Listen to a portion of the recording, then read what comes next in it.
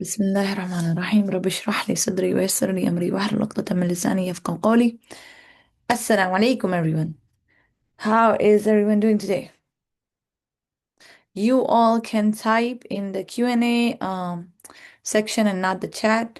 And that is to actually protect everybody's privacy. In case anybody has questions or comments, they are kept separate. Alhamdulillah, it's good to know you're doing good. And as always, my focus is going to be the Zoom call. That's where I can respond and that's where I'll engage. Facebook Live is just if anybody wants to benefit. So, inshallah, today's topic is what's the problem? What's the problem that we are going to discuss today? The problem is overprotectiveness. The title for today's webinar is When Love Turns into Fear, How Moms Can Release Overprotectiveness. SubhanAllah, this is a very common problem nowadays, and I'm seeing it in many dynamics. It can vary from a married woman who's constantly trying to protect her child from her husband, or it can even go to in-laws. Oh, my in-laws are XYZ. I want to make sure my children are safe. And then it even, let's just say, in divorce dynamics, it gets even worse, wherein at times that fear, now remember, fear is from shaitan, okay?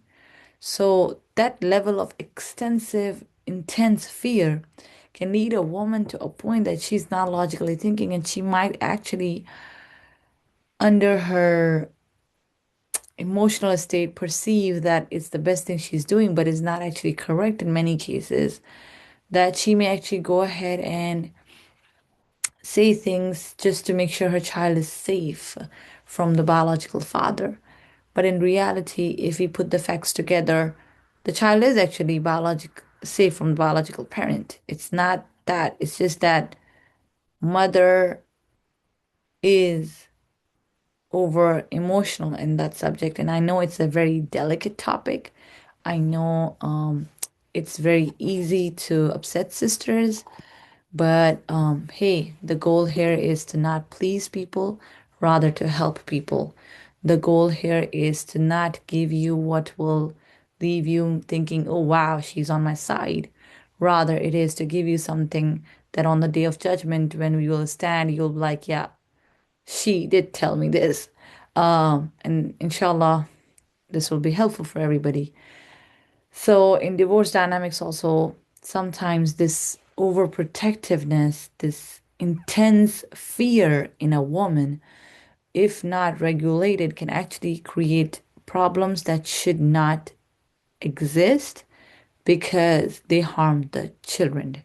In this entire mix, one thing that's very important to understand as moms, it's our job to children teach our children silatul rahim. It's our job to teach our children how to be with the family or the relatives they have. But we cannot teach them that if we are ourselves in this state of fear. And I'm not saying that that doesn't come from something, but sometimes it's a teeny thing that becomes a big thing. And here, by the way, just so you all know, I'm not talking about physical abuse. Physical abuse is a different subject, and I'm not talking about that over here. I'm talking about um, subtle comments and stuff that we think that, hey, our child will be impacted by that. Because in today's day and age, with the amount of social media access people have, not everybody thinks that they are the mental health guru, right? So everybody is over focused on mental health. Now, I'm not denying as a nafs transformation coach, I am never gonna undermine the importance of mental health.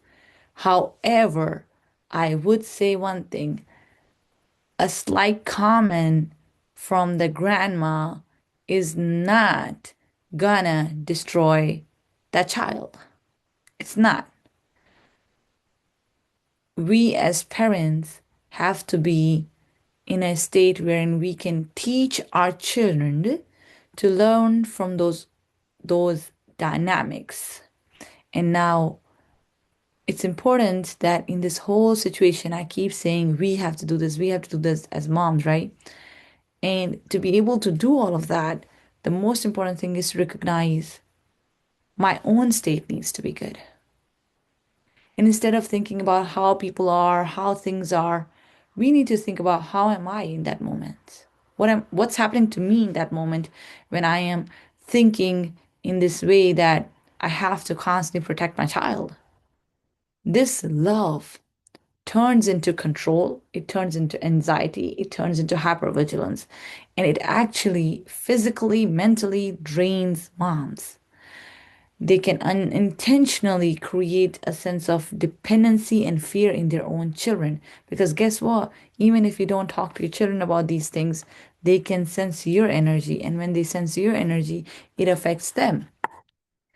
And in this whole thing, the issue is the belief that I, as a mom, have to protect my child on my own. It's my own responsibility. Many of us do recognize Allah is there, but we do not necessarily bring Him in our thoughts when it matters the most. And today, the core principle I want you all to leave with is Allah is always protecting your children. I don't just want us to say this, I want us to believe this. Because if we believed it, our behaviors will not be as they are nowadays, wherein moms are, and this whole idea, oh, I don't want my child to turn into like this person. Why do you think your child will turn into XYZ if they have the right guidance? Because remember, Allah is Al Hafiz. He is constantly protecting our children. He is ultimate protector, right? He is always there. And he's also Al Alim Al Hakim. He is all knowledgeable, all wise. He knows exactly which pieces to bring together. Not everything is in our life to destroy us, it's actually to build us. We are not supposed to have a soft life. Our life is not supposed to be effortless. Different people in our lives are there to actually groom us to become the best version of ourselves. Yes, your in laws, who you may not necessarily like as much because they may have done certain things that have left you hurt. And now you want to protect your child. Your kid's father may do things differently than how you perceive they should be. But Allah chose this man as the father for your child. This specific child had to have this specific father and this specific mother. Allah knew this. And as Allah chose you there, He knew that you had everything necessary to do what this child needs, to be the leader for this child. Allah knew He gave you everything, but you cannot use your resources that Allah has given you within you if you are this in this state of fear, which is stemming from love. I would never disrespect or put down a mom who is doing it all out of love, but I would definitely remind her that, hey, your love has crossed the boundaries wherein it's something that's harming you and your child. Because many people say, okay, I'm just thinking like this. What's the fault? What's the problem? I'm just thinking like that. Number one, Allah is aware of your thoughts. Number two, at some point, maybe not today, at some point, your thought will lead to a behavior. And that behavior does not have to be, no, don't go meet your grandma or granddad or your baba or whatever. It can actually look like subtle facial expressions. And our children learn from us how to deal with people. So, based off of our expressions, our child will receive a message. And in that moment, as parents, we are falling short. And it's important that it all can be fixed by just following certain practical steps. And the first step has to always be to take charge of what is actually in your control. What is in your control? In your control is your own mind. The more you strengthen your own thoughts, Through that, you strengthen your parenting. There is no other way to become strong. The strongest are the ones that have the strongest mindsets. And that mindset comes from our own thoughts. That's the mindset, right? Your thought is your mindset. Now, second thing. So, number one is focus on what you can control and control that. That is your mind, not other people's behaviors, but your mind. Number two, change your belief. Shift from I have to constantly be there, otherwise this might happen, or I have to make sure my children are safe, or I don't want my children to turn into XYZ. Change all of that thought system, that entire belief system that is not serving you, to my children are never without Allah's protection, not even for a single second, not even in their own thoughts, they're not away from Allah. Allah is aware of their thoughts. We cannot know the thoughts of our children until our children speak to us, right? But when it comes to Allah, He knows it all. And He is constantly protecting our children. And I know moms always say, oh, it's my job to do XYZ for my kid. Yes, do your job. Don't try to do the job that God has. Do not go ahead and think that you have to play the role of God in your child's life. You don't. Allah is the one who has to ultimately always protect your child. You, as a mother, have to be in your best state to take the decisions, keeping Allah in the front, that serve your child, and you will be questioned for those decisions. You are not supposed to be the all protector, the ultimate protector of your child. That's Allah. Let Him do His job. Don't try to become what you're not meant to be. You are only meant to be their mother. And as you are their mother, and yes, we know as Muslims and in Islam, we always talk about the highest statuses of the mother, and I'm never ever denying that. But let's not forget other relationships have rights too. A father has a right too. Grandparents have rights too. And yeah, you and they may not see things in the same way, but that's your relationship with them, not the child's relationship. And I know right now we are in the season wherein um we are really criticizing a lot the parenting of those before us, and we are thinking we are the smart ones. But reality is these are the same people that raised us. Yeah, they may not be perfect. Okay. Yes, Allah has blessed us with certain knowledge that we can um do better tarbiyah of our children in certain areas. That does not mean we undermine what they have to offer.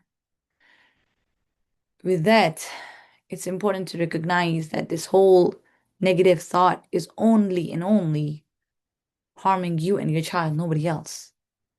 But when you choose to believe that Allah is constantly protecting my child, not even for a single moment that child is without Allah, that reduces your fear.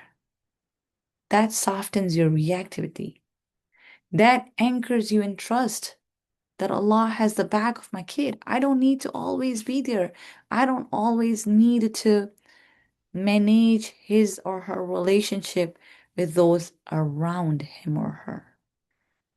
Allow your child to experience trusting Allah through your energy of trusting Allah. Because when the parent is walking like, I know Allah got us, I know Allah got me, I know Allah got you, I'm not worried of anything because I know Allah will take care of you.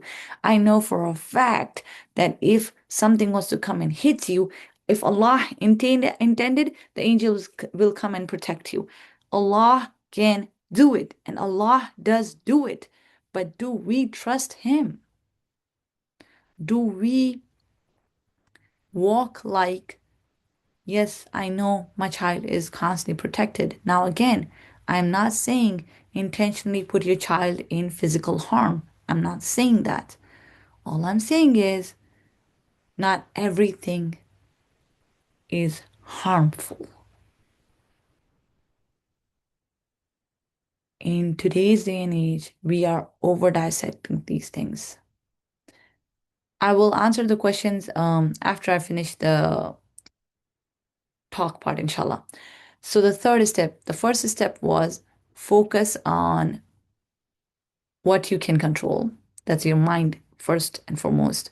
Second of all, change the belief. Turn it from I to Allah, Allah, Allah. The third one is which is going to be the result of the first two?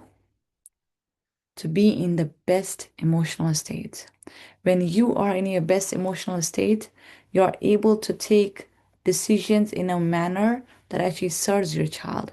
When you are in the best state, you are confident and your child can see that. When you are in the best state, you are more responsible. And the contrast of it happens when we are not in a good emotional state. When we are shaky, our decisions are shaky because they are not grounded in faith.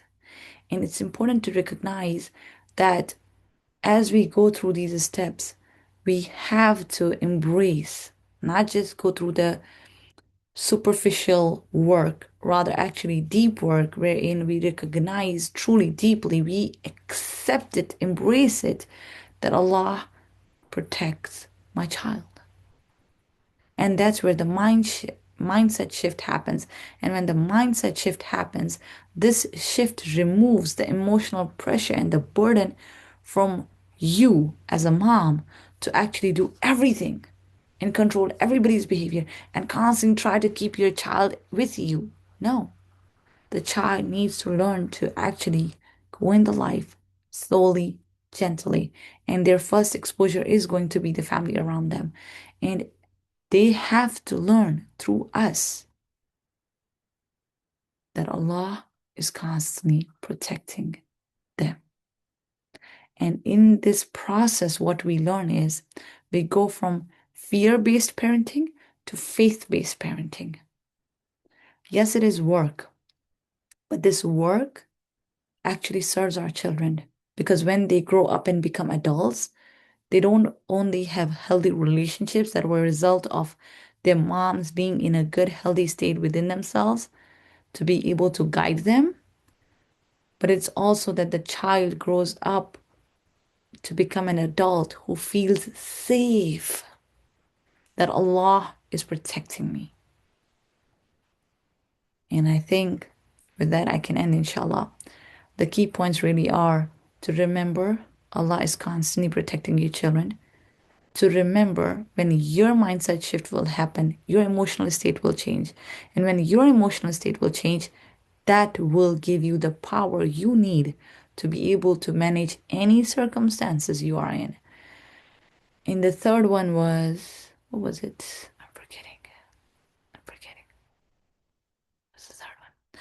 You have everything you need. Allah has put you in a dynamic very intentionally, and He knows that out of it something has to come. And this, even like subhanAllah, like when you deal with rewords, you recognize that so many of the new Muslims, subhanAllah, and hey, when I say this word, I don't mean it in any putting them down way because all the Sahaba were rewords. So no way it is to say that we better or XYZ. No, Alhamdulillah. May Allah guide us all towards Islam because just because we are born Muslim does not mean we are in Islam, if that makes sense. So when you work with them, you recognize that sometimes they have to even do co-parenting with non-Muslim ex-partners. And in that dynamic, they truly have to anchor themselves in the belief that through this will come some good for my child. Yes, my child may end up going in a household where Christmas party is being celebrated, and I cannot control that part. But what I can control is instead of panicking, instead of being in an unhealthy emotional state, I can control myself and be anchored in the faith that Allah is constantly taking care of my child And through that, I will be able to guide my child to maneuver any dynamics that they need. And I always say to people when it comes to kind of letting go of our hypervigilance, our anxiety around our children, that Musa was raised in Pharaoh's house. I love this because that's the haqq, that's the truth, that's the fact. Musa was raised in Pharaoh's house. Do not ever underestimate what Allah can do. Just because there are people, there are things, and I'm not in any way saying your kid's father is a Pharaoh or your in-laws are a Pharaoh or anybody. I'm not saying that. Don't go about and say that Coach Arena said that. But all I'm saying is Allah knows the dynamics necessary for our children to become who He knows they need to become to have a purpose in life and to serve this ummah. Our job in the process is to help them out, inshallah. Wayaki, sister, I am grateful that you found these reminders beneficial. I will go ahead and answer the questions. And if you have any comments or questions, go ahead and drop. After I answer these, we will go ahead and end. So, okay, the question is, how do we balance trusting in Allah and doing our part? I assumed we recite our du'as and trust that Allah will protect us and our kids. But I was recently told, how can you make dua and drink poison? Basically saying don't put yourself, your kids in situations where there's even a chance of some harm. Are we supposed to live under a rock? How much do we expose our kids to the outside world? Okay, that's actually a good question. Let's chop it up because there are many questions in that one question. ربي اشرح لي صدري ويسر لي أمري واحلل عقدة من لساني يفقهوا قولي. May Allah allow me to say what benefits you. Ameen. So, how do we balance trusting in Allah and doing our part? Remembering our capacity and remembering His power. Um, Recognizing that He only expects from us based off of what He has given us. Expectation should never be that you have to be that all protector, all that's Allah. That's Allah. Learning to let go in a very responsible way is a skill necessary, especially in our Ummah right now, because I am aware many people grew up in not so healthy households because our community does not like to talk about mental health and stuff like that as um much as they should, I guess.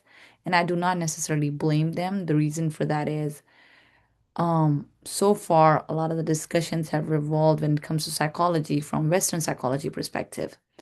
And we have to understand that the Western psychology in many ways does not is not in line with our Islamic principles, whether it be being individualistic versus prioritizing community and all of those things.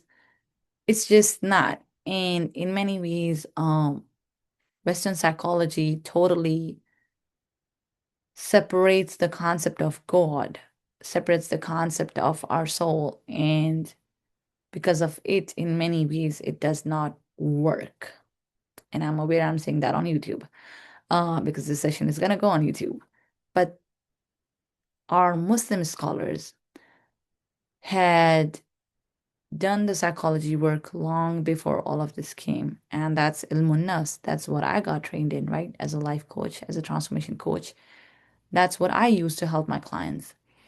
And our principles are based on faith, they are based on Quran and Sunnah. And we are not aiming to destroy relationships. Rather, we are trying and aiming to bring people together in a healthy way.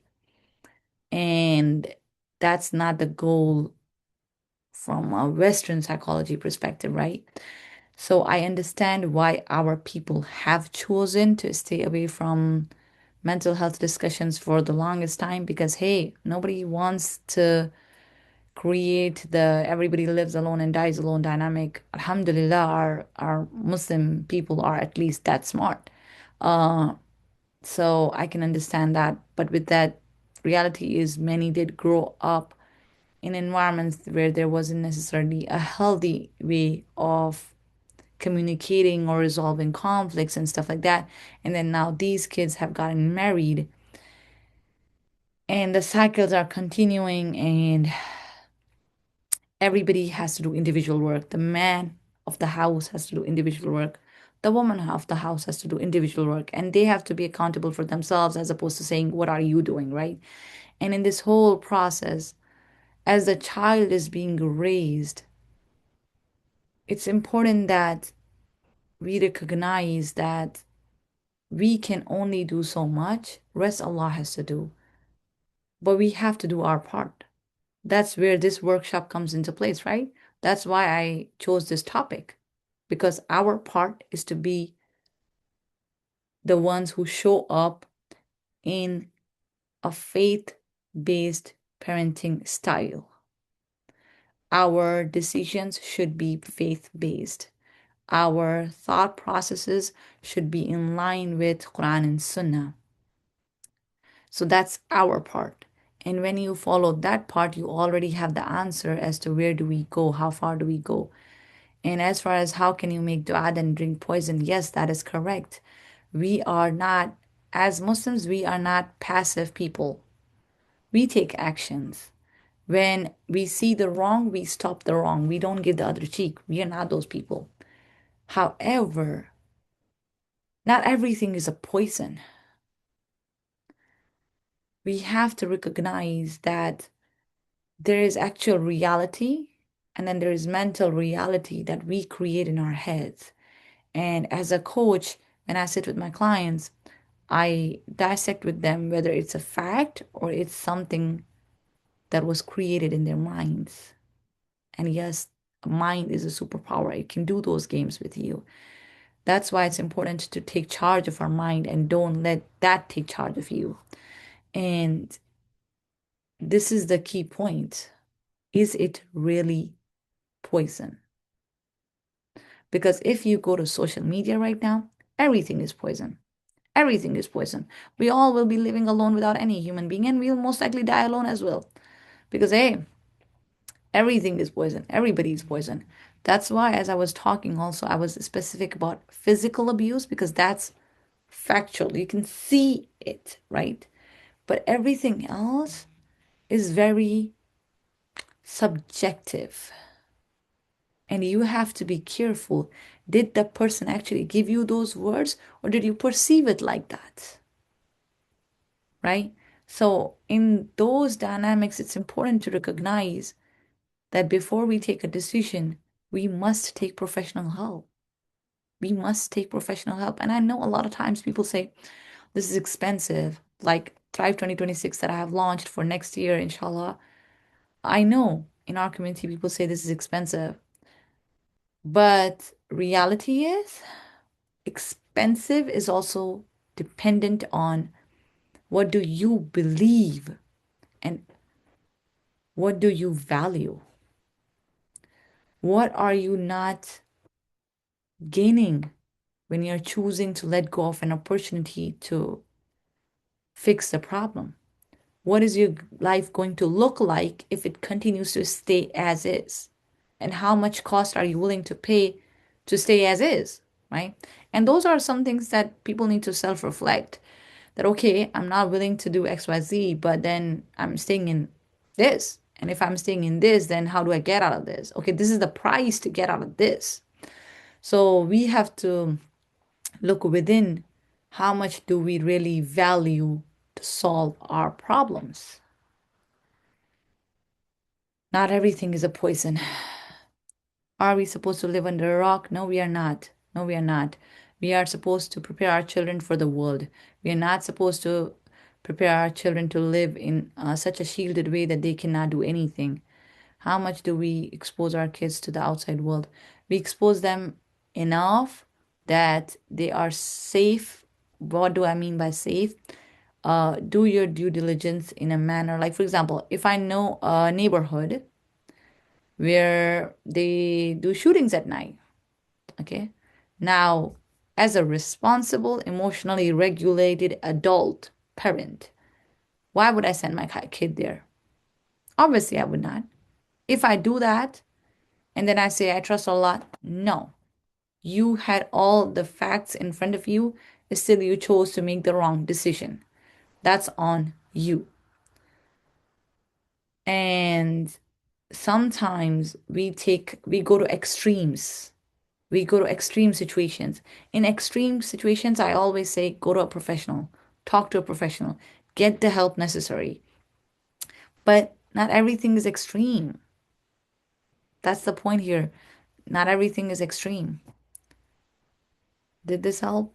I think so. I tried my best to answer the questions you had. Let me know if you have any further questions on this one, sister. Otherwise, we will go ahead and close this, inshallah. Going one, going two, going three.